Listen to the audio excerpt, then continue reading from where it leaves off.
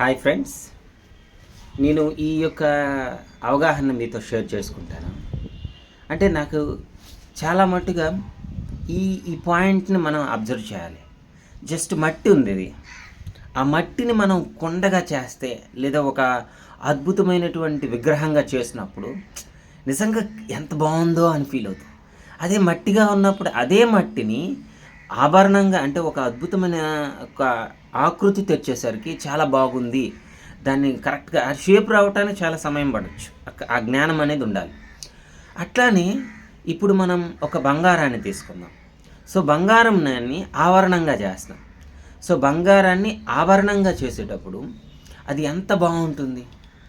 So అట్లా ఒక మూల వస్తువుని ఒక రూపాంతరం చెందినప్పుడు దాన్ని బాగుంది అని ఒక ఒక ఫీల్ని మనం వాడతాం.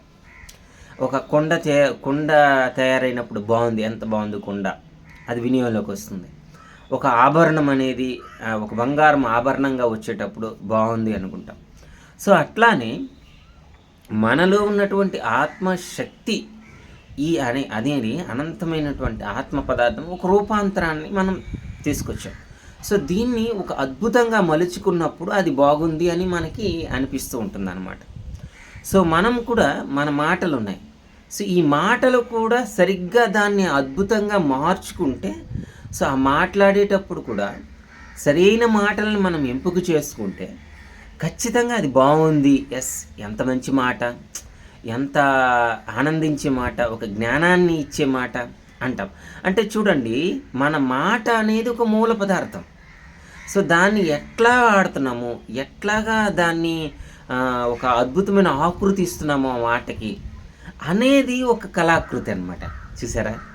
సో ఎలాగైతే ఒక బంగారం అనేది ఒక ఆభరణంగా తయారు చేస్తున్నామో, ఎలాగైతే ఒక మట్టి అనేది ఒక కుండగా తయారు చేస్తున్నామో, మన మాటని ఉదాహరణకు మాట మన దగ్గర ఉన్నది ఏంటి? మూల పదార్థం మాట.